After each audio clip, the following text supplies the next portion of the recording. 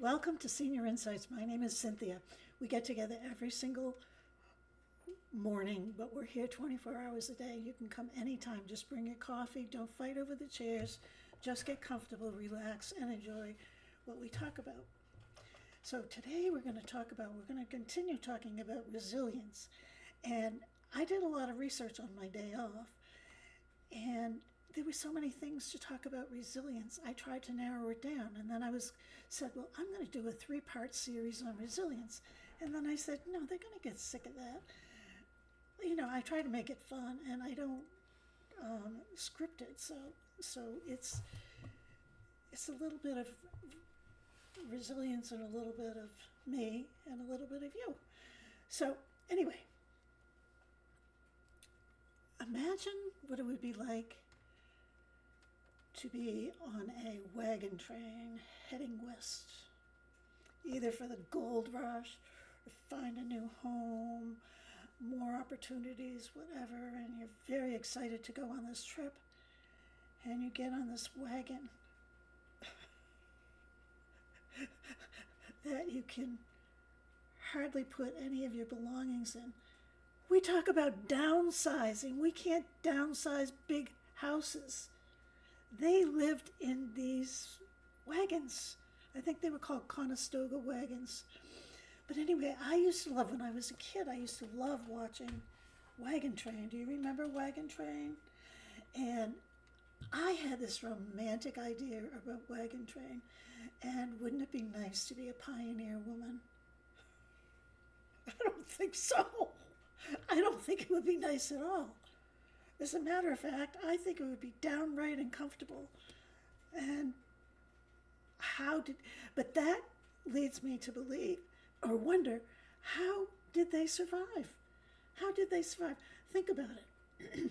They had to pack all their belongings. They had to get rid of some of their precious things. But they brought along like their spinning wheels and stuff because those were essential in those days. But then halfway through the trip, they had to throw those out because either the horses were tired or the wagon was too heavy or whatever the reason is. I wasn't there, so I don't really know. But you had to, how did they wash themselves? How did they take a shower? Not a shower. I'm sure the showers weren't invented then. But how did they clean themselves? Did they all smell really bad? You know what dirty body smells like. And none of us have that. But if you don't have access to running water, how do you clean yourself? I'm sure that they were as clean as they could be. I'm sure they jumped in lakes and streams and brooks and everything when they passed one. But then, where did they get the water to drink? Did they get it in those lakes and streams, or did they have it, or did they carry it with them? I don't know, because I didn't dig that deep, because I thought I could, everything I looked at, I knew I could talk forever and ever and ever, and I don't want to do that. But they had their whole families with them, and they'd put their wagons in a circle and have a campfire in the middle, and then I guess they would all like share each other's food or whatever they had. What did they eat? If you look at some of those barren lands that they went through, how did they sleep without anxiety that a bear or a cougar or something was going to attack them? Seriously, or outlaws. One time my husband and I went out to Arizona, and there was a place there, I forget what it was called, but it was a little village, but it was a western town that they used to film movies in. And you'd get on a stagecoach, you'd go for a stagecoach ride, and a robber would rob you. So it was scary, even though I was an adult and I knew it was pretend. Can you imagine what it's like for real? They don't have anti-anxiety agents, and they didn't meditate maybe in the same way that we do. It's just really interesting. So the pioneers, how did they wash their clothes? How did they wash their clothes? How did they wash their dishes? They didn't have paper plates. They had tin cups and tin dishes. That would have been me, because I don't like paper plates. I'm changing my mind very slowly as I get old. Well, it's probably quicker than I thought it would be. But, because I don't like emptying the dishwasher. And I don't like washing dishes.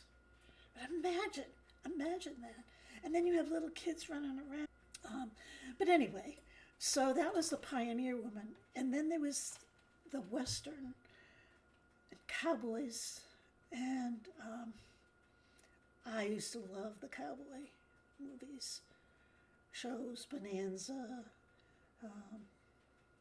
Wagon Train was sort of like a cowboy show. But they'd ride around on their horses, herding cows and herding sheep and farming and lassoing and all that stuff. It's exhausting even to think about it. Then they bring it home, and then somebody's got to cook it and clean it and serve it. And I was complaining last week about intermittent hot water in my shower. Isn't it like unbelievable? People put up with a lot, did a lot, and they survived. And for the most part, many times they were happy. So forget me moaning and groaning about not having water. Did I tell you? I think it might be fixed. I have to ask God and cross my fingers because I just want to believe that it's true. I have had 3 hot showers and they were wonderful. And it was hot and I could adjust it and it didn't get cold like it used to. And I could actually stand under the hot water and it felt good. It felt really good. I actually washed my back because I thought I'd have to test it out and make sure that, I have one of these scrubby things, that it wouldn't go cold on me. Well, I was doing that because a cold back is not a good thing. Trust me. So, anyway, while I'm talking about the shower, make sure that you clean the filters on your faucets and on your shower head. And we got all kinds of comments about you can stick the shower head in vinegar, you can take it out, you can bleach it, you can do all kinds of things to make sure that your shower head is clean and that your faucet filters are clean because they obstruct the flow of the water. And I find this hard to believe because I don't think that could have been why I was having hot water.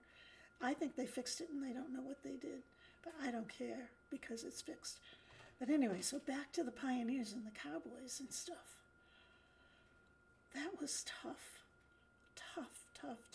And the women who had to survive, not the pioneer wife women, but the other women, the single women, they had to be, hanging around in the saloons where all the men went. So, okay, that's enough about cowboys and about pioneers. Now, the next era that I wanted to talk about as far as resilience was the Great Depression. And once again, that is an endless topic. There are so many things that you can talk about with the Great Depression that it could be like a 5-week series. And I don't think that you guys want to do a 5-week series on the Great Depression because we're depressed enough. But I think it's worth talking about because this is the start of resilience in America. So let's see if we can be as resilient as the people in the Great Depression. So I did a little work on it, trying to figure it out, and most of the information that I got was from the old-timey Herald, and I'll put it in the description, so if you want to look at it, they have a lot of interesting things. And basically, I'm just going to go through. I found one of the articles that they had, and they had some neat pictures. I'm hoping that I captured them and that I don't get arrested for using them. I think that they're public domain. But I decided to just focus on like 10 things that maybe we learned or came out of the Great Depression that kids learned. That was the article that I read and that I kind of took this stuff from. Well, have you ever watched like homemaking channels and homesteading channels and preparing for, you know, the worst, making sure that your home is supplied and stuff? Well, there's some sense to that, and maybe we'll talk about that sometimes, but right now, I'm talking about the Depression. They learned to save anything and everything, and they learned to not throw away anything, and they saved containers. And before I started YouTube, I threw out a whole bunch of them. I was watching all these get ready and, you know, store your stuff in glass and how to store it and whatever. I was collecting all my jars and bottles. This is a cute one, and this is glass. That was time. My favorite ones are the small jelly jars, except I can't get the glass on them. But what I learned is there's only so many jars you can collect. Where do you keep them? Where do you put them? So I have these. I threw out a whole shoebox full last week. And they're starting to accumulate again. And I didn't throw them all out because I might need them just in case. One of the things that I've started doing in my cabinets is using them to store some stuff. They actually take up less room. You know that they're sealed, and I like them for that. I like them a lot for that. I like this jar, the pickle jars. You can store a lot in the pickle jar. So don't throw out the pickle jars. Next week we'll talk about decluttering. So I have all these jars, but that's what they learned. They learned to save everything. They saved string. They saved everything. They made their clothes almost from anything. One of the things that was really cool about their clothes, you hear about the flour sack dresses that the mothers made for their daughters, and they made clothes for the whole household. Well, originally how that got started was the flour used to come in a plain cotton sack. And people were getting desperate for clothes, and they were using those plain cotton sacks to make as material to make clothes, dresses, pants, whatever. And the flour people, industry, whoever makes flour sacks, decided that they would start printing on them.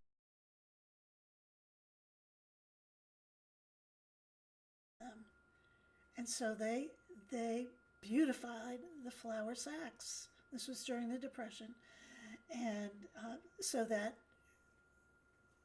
you would have a prettier, you'd have a pattern that you could use to make your dress or whatever you needed to use the flour sack for.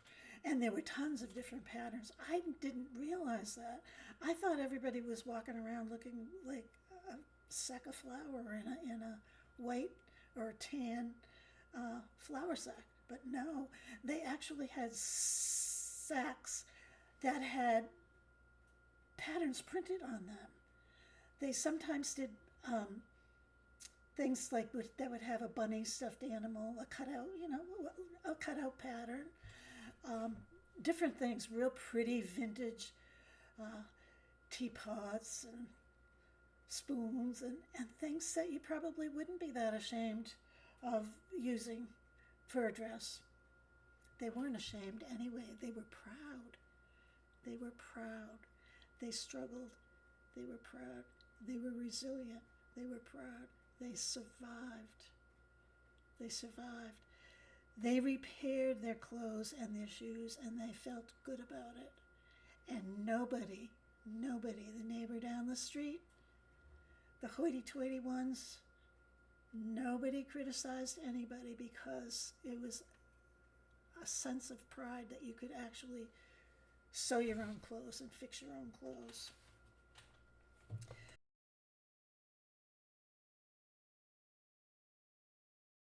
Um, and how about in the kitchen? I was talking about the pioneer woman. I don't think the Great Depression woman could beat the pioneer woman. I don't know. But they had very little food to work with. They had to go to the, I don't know if they call them the bread lines or what, but that's where they got lard and flour and dried milk and stuff. They say, this article that I read said that they could make dried milk last for months and months. And if you had something one day, it was a casserole the next day. Or potatoes, they could make 100 different ways. They learned how to do that. The kitchen became kind of, a gathering place, much like it is now. I don't know if I could fix potatoes 100 different ways. Do you? Maybe 10. I do have powdered milk in my cabinet for baking, because lots of times bread recipes will call for powdered milk. Do I drink it? No. I guess I would have it if there was like an emergency, but I wouldn't have enough to get through like a month. But anyway, so they just learned how to do with what they had and make whatever meals that they had. They learned to appreciate their neighbors. They appreciated their neighbors. They were neighborly. They were friends. If you ran out of a potato, you could ask your neighbor and they would share with you. So you learn to be able to rely on your neighbors, and they learn to rely on you. And so it was nice. I'm not so sure that happens that much nowadays. I have neighbors, and some of them I do rely on, but I don't know. Tell me what you think. What do you think? Are you still friendly with your neighbors? Are you friendly with your neighbors? Have you met new neighbors wherever you live? When I was a kid, the neighborhoods were neighborhoods. They're not neighborhoods anymore. Well, and that's not necessarily true, because like where I live, it can't be a neighborhood, so there are some places like that. I grew up in a small town, and you knew everybody in the town knew each other, and it was a small neighborhood. They learned how to have a picnic. They could take their meager food and they could make a picnic, and they would go out, they would spread a blanket, and they would have a picnic. Now, they didn't have all the fancy stuff we have. They sat on the ground on a blanket and enjoyed each other's company.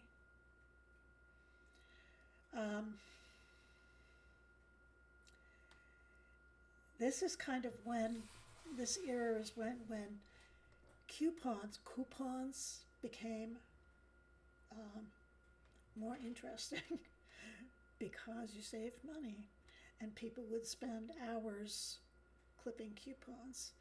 Well, that tradition is still